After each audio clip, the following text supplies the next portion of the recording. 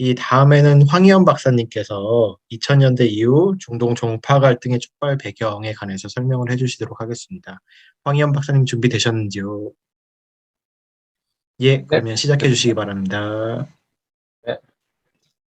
오늘 이제 제가 짧게 다룰 내용은 중동의 종파 갈등에 관한 이야기인데, 어, 단적이야 뭐 결론부터 말하자면 저는 종파 갈등이 단순히 이게 정치적으로 이게 종파 갈등이 뭐 진짜 종파 차이가 곧 원인이어서도 아니지만, 즉 순위파와 시아파가 존재하기 때문에 갈등이 발생한 것도 아니지만은, 또 흔히 말하는 대로 순위파와 시아파 정파 정체성이 이게 단순히 수단으로 이용되고 있다. 이게 순도 100%의 정치적 갈등이다. 이것도 아니라는 게 제 생각입니다. 그러니까 순위파와 시아파의 차이가 분명히 의미가 있는 거고, 그 의미가 있기 때문에 이걸 우리가 종파 갈등을 볼 수 있는 거예요. 그러니까 단순히 이란과 사우디아라비아가 자신들의 갈등 과정에서 종파를 이용하기 때문에 우리가 이것을 종파 갈등이라고 부를 수 있는 것이 아니라, 분명히 종파 사이의 차이가 일정 정도 작동을 하고 있다는 게, 현재 갈등에서 중요한 요인 중 하나로 작동하고 있다는 게 제 생각입니다. 물론 그 차이를 갈등으로 만들어내는 원인은 존재하지만, 차이를 갈등으로 만들어낸 어떤 배경 요인은 존재하지만은, 어, 가령 이렇게 생각해 볼 수 있어요. 그러니까 나무가 있으면, 장작이 있으면은 그 장작에 불이 붙으려면은 두 가지가 다 필요하죠. 그러니까 점화하는 요인도 필요하지만은 장작도 필요하듯이, 장작이 고 종파 차이가 되는 것이고, 점화하는 그 촉매가 지금 2000년대 이후에 있었던 중동의 어떤 정치 변동이 있는 겁니다.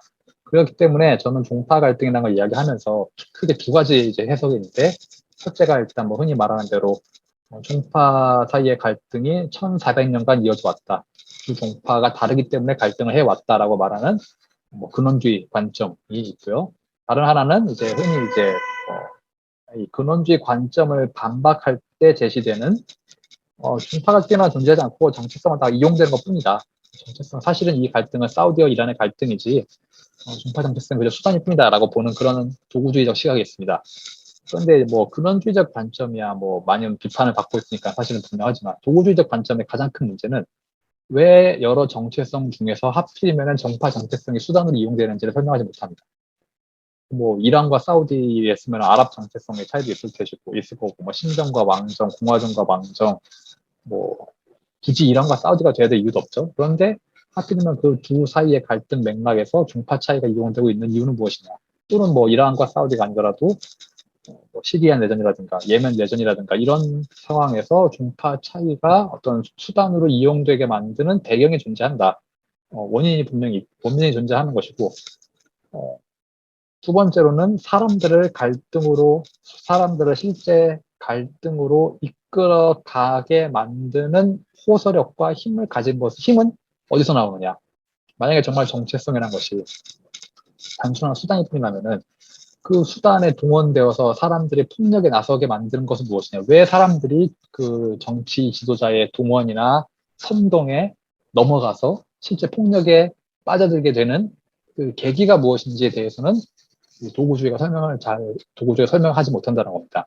단순히 도구주의에서는 정치 지도자들이 종파 정체성을 이용하고 있다. 그래서 사람들이 선동돼서 갈등에 참여하는 것이다. 라고 말하는데, 왜 사람들이 정치 지도자의 선동에 따르느냐에 대해서는 사실 도구주의적 관점에 설명 못한다는 거죠. 그래서 저는 제가 볼 때는 이 두 가지 요소이, 즉 종파 정체성이 가지고 있는 어떤 근원적인 요소, 사람들에게 호소력을 주고 사람들한테 소속감을 부여하고 사람들을 어떤 행동으로 이끌게 만드는 어떤 근원적인 요소가 존재하고, 이 근원적인 요소가 어떤 외적인 환경의 변화와 결합할 때 발생하는 것이 2000년대 이후에 우리가 중동에서 보았던, 지금도 보고 있는 종파 갈등이라고 생각합니다. 종파 차이가 없으면 종파 갈등이 있을 수 없지만, 동시에 그러니까 종파 차이가 없다면 종파 갈등이 있을 수도 없다는 거죠. 종파 차이가 종파 갈등의 유일한 설명 요인은 아니지만은, 동시에 순위파와 시아파 사이에 존재하는 역사적 기억의 차이, 상징의 차이, 관념의 차이, 교리의 차이가 또 없다면은 사실 갈등이란 게 발생할 수도 없었다는 게 제 기본 논지입니다.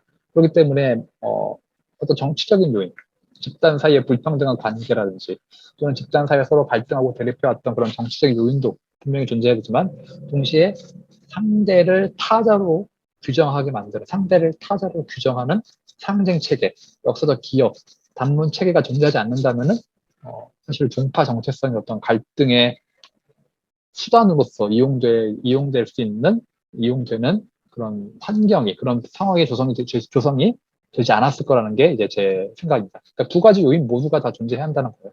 어떤 정치적인 환경, 갈등을 촉발하게 만드는 정치적인 환경뿐만 아니라 그런 환경에서 갈등으로 확대될 수 있는 어떤 상징적인 요소들, 종파 정체성에 내재되어 있는 요소들 모두가 중요하다는 게 제 생각입니다. 그러한 사례가 드러난 게 바로 이제 뭐 이라크라든지 시리아라든지 바레인의 사례입니다. 일단 이라크나 바레인, 시리아 모두 일단 종파 사이에 불균등한 권력 관계 역사가 존재해 왔고, 그러니까 소수 종파가 다수파를 지배해온 이라크나 바레인 같은 경우에는 소수인 순니파 정권이 다수 시아파를 지배해왔고, 시리아 같은 경우에는 소수인 알라이파가 지금도 다수인 순니파 상대로 정권을 장악하고 있죠.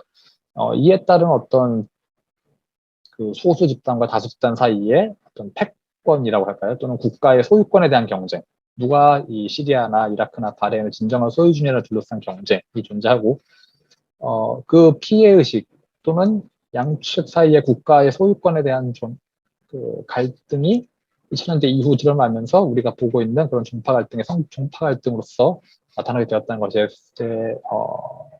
제 생각입니다. 그리고 이러한 서로 대립하고 있던 역사적 기억과 서로 대립하고 있는 국가에 대한 소유권 주장을 이제 갈등으로 촉발시키게 된 계기가 2000년대 이후에 있었던, 정확히는 1979년 이후에 있었던, 일단 1979년에 이란 이슬람 혁명부터, 그리고 2003년에 미국의 이라크 침공, 그리고 2011년 아랍의 봄, 이 세 가지 일련의 사건이 잠재되어 있던 종파 차이를 이제 갈등으로 만들어낸 그런 배경 요인을 구성한다고 그렇게 저는 봅니다.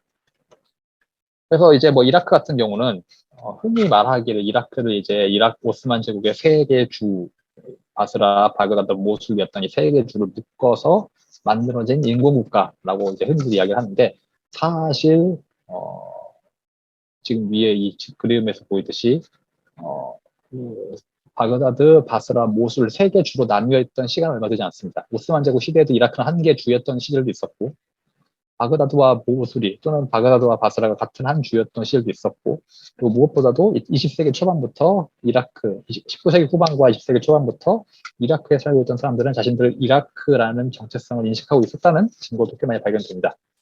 그 과정에서 당연히 이라크에 살고 있던 시아파 아랍인들 역시도 자신들을 이라크인이라는 정체성을 가지기에 정체성을 표명하는 그런 정체성에 대한 표명이 20세기 초반부터 나타나는데, 뭐 오늘날의 한국 학회에서는 주로 그냥 너무나 쉽게 인공국가라는 단어를 끌고 와서 설명하죠. 사실은 이라크도 이제 어찌 보면 흔히 말하는 인공국가와는 조금 거리가 멀다는 게 뭐 잠깐 논지에서 벗어났지만은 그런 설명을 드리고요. 그렇다면 이라크에서 갈등을 촉발한 요인은 이라크란 나라가 인공국가여서가 아니라 영국의 지배 아래에서 영국의 이 이라크를 피보호 국가로 두는 과정에서 영국이 소수 집단인 순니파를 선택해서 의도적으로 지배 계급으로 삼고 다수파인 시아파를 배제하는 그런 소위 말하는 이제 분할 지배 전략이 이라크 내에서 순니파와 시아파 사이의 갈등을 자극한 그런 요인이라고 할 수 있겠습니다. 뭐 이제 여기서는 이제 이라크 근현대사의 어떤 간략한 약사인데, 결국에 중요한 것은 이라크 근현대사를 거치면서 영국 지배 아래에서 처음 성립되었던 순니파 지배 구도가 근현대사를 거치면서 그게 고착화되고, 그 과정에서 시아파 사이에, 즉 우리들이 다수임에도 불구하고, 우리가 이라크의 진정한 주인임에도 불구하고 이라크의 주도권에서 소외되었다는 인식을 가지게 되었고, 그 인식이 2003년 이후에 시아파가 권력을 잡게 되면서 이제 정당화되고, 반대로 순니파 입장에서는 지난 이 현대 이라크 국가 건국 이후로 계속 주권을 잡아왔던 자신들의 지위가 2003년 이후에 갑자기 무너지면서 발생한 어떤 괴리감, 그 두 괴리감이 서로 충돌하면서 나타난 것이 바로 지금 2003년 이후에 이라크에서 나타났던 종파 갈등이라는 게 제 주장입니다. 그래서 다른 말로 하자면 이라크의 종파 갈등은 이라크가 인공국가에서가 아니라 이라크가 민족국가에서 일어난 갈등이라고 볼 수 있다는 거죠. 순니파와 시아파 모두 자신들을 이라크 국민국가의 한 구성원으로 이해하고 있었고, 이라크라는 나라를 민족국가, 정확히 말하자면 여기서는 시아파의 민족국가, 순니파의 민족국가라고 보았다는 겁니다. 그렇기 때문에 순니파든 시아파든 어느 쪽이든 이라크 내정 과정에서 나타났던 주장은 분할이 아니라 완전한 지배였던 거죠. 어떤 종파도 이라크를 분할, 즉 시아파의 국가를 만들자, 순니파의 국가를 만들자가 아니라 이라크는 시아파의 국가 또는 순니파의 국가이기 때문에 우리가 주도권을 잡는 것이 맞다라는 주장을 펼쳐왔던 겁니다. 그런 성격을 지녔던 것이 2003년 이후의 중동 정부 갈등이랍니다. 바레인과 사우디아라비아도 비슷한 것이 바레인과 사우디도 일종의 이제 정복 국가로서 순니파 지배 가문이 순니파 왕정이 아라비아 반도 동부와 바레인 섬을 정복하면서 만들어진 국가고 그 과정에서 당연히 이제 지배하는 순니파 왕정과 지배를 당하는 시아파 사이에 서로 다른 역사적 기억이 형성됩니다. 시아파 입장에서는 자신들은 강제 지배를 당한 것이고 반대로 순니파 입장에서는 정당하게 이 땅에 대한 지배권을 행사하는 것이죠. 이 두 역사적 기억의 차이가 아라비아 봄 이후에 이제 여러 가지 일련의 사건과 결합하면서 폭발한 것이 바레인 내에서의 이제 어떤 종파 긴장의 고조, 사우디아라비아에서의 이제 동부 시위라고 볼 수 있겠습니다. 단적인 예로 바레인 같은 경우에서는 바레인 시아파 사이에서는 지금 바레인은 여전히 강점기에 있다. 아직 여전히 바레인은 외세의 강점을 받고 있다. 칼리파 왕정이라고 하는 외세의 지배를 받고 있는 것이고 아직 바레인은 독립국가가 아니다. 그런 주장까지도 나오고 그런 역사적 기억까지도 표명하고 있기도 합니다. 그러면 이제 이렇게 이라크나 바레인, 사우디에서 내재되어 있었던 역사적 기억의 차이 또는 이제 두 집단 사이 불평등한 관계에서 기인되었던 그런 갈등을 이제 실제 수면 위로 드러나게 한 요인, 한 사건이 세 가지가 있죠. 첫 번째가 이란 혁명. 즉, 중동 내에서 이란이라고 하는 시아파 이념을 표방하는 국가가 등장하고 시아파의 보호자를 자처하는 그런 세력이 등장한 사건인 이란 혁명이 있었고, 이 이란 혁명에 대응해서 걸프 순위파 국가들은 이란 혁명의 이란 혁명이 확산되는 것을 막기 위해서 이란이 이슬람 혁명이 아니라 시아파 혁명인 것을 강조하는 과정에서 이 종파 차이가 보다 두드러지게 되는 그런 결과를 가져온 첫 번째 사건이라고 할 수 있겠습니다. 두 번째는 이제 이라크 정권 교체였죠. 2003년에 있었던 이라크 정권 교체입니다. 이제 이라크 정권 교체를 계기로 중동 내 지역 질서가 이란한테 훨씬 유리한 쪽으로 넘어가게 됩니다. 원래 이란을 견제하고 있었던 이라크가 이제 친이란 성향의 시아파 정권들이 시아파가 권력을 잡으면서 이란에 유리한 방향으로 지역 질서가 재편되고 이 과정에서 순위파 내에서는 이란과 그 친이란 세력이 중동을 위협하고 있다는 문제의식, 위기의식이 성장하면서 양측 사이에 어떤 상호 긴장, 시아파들은 시아파대로 이제 부당하게 박탈되어 왔던 자신들의 권리를 되찾고자 하는 것이 우리의 운동이다라는 우리의 움직임을 따라서 역사적 과오를 수정하는 정당한 대응이다라고 보는 시아파와 그다음에 시아파의 부상, 이란의 부상으로 인해서 자신들의 생존을 위협받고 있다는 순위파의 위기의식이 충돌하면서 즉 이 상호 간의 피해의식이 경쟁하는 과정에서 종파 갈등이 나타날 수 있는 토양이 조성되게 됩니다.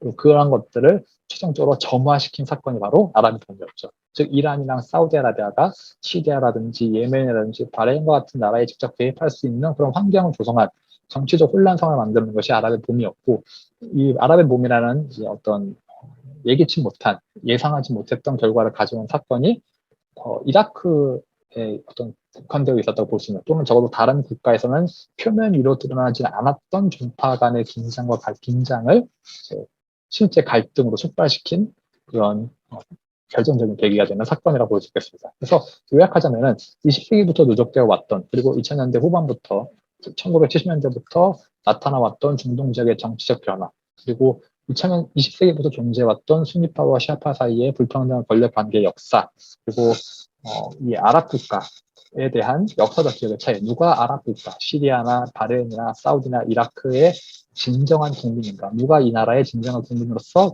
정당한 자격을 가지는가에 대한 역사적 기억의 차이 이것들이 결합하면서 2000년대 후반에 2000년대 이후에 종파 갈등이라는 그런 양상으로 나타나게 되었던 겁니다. 그래서 다시 요약해보자면 종파 갈등이라는 것은 단순히 어떤 정치적 변화로 인해서 발생한 그런 사건만도 아니고 동시에 순위파와 시아파 사이 어떤 1400년간의 갈등에 따른 사건도 아니란 겁니다. 역사적 배경이 분명히 존재하고 그 역사적 배경에는 종파 사이의 차이라는 것을 분명히 부정할 수 없지만 그 종파 사이의 차이라는 것을 실제 갈등으로 만들어낸 데에는 20세기 후반부터 2000년대 초반까지 있었던 그런 일련의 사건들이 결합했을 때야 그 역사적 그 서로 간에 존재하는 정체성의 차이가 갈등으로 발현되게 되었다라는 게 제 기본적인 생각입니다. 네, 감사합니다. 예, 황희연 박사님 너무 감사드립니다. 황희연 박사님 네. 그 발표를 통해 가지고 종파 갈등, 흔히 알고 있는 시아파, 순니파의 종파 갈등, 그리고 그들의 역사적 배경, 그리고 현재 이 2000년대 이후 종파 갈등이 더 활발해 보이는데 촉발할 수 있는 배경 등에 대해서 많은 것을 배울 수 있었던 자리였습니다.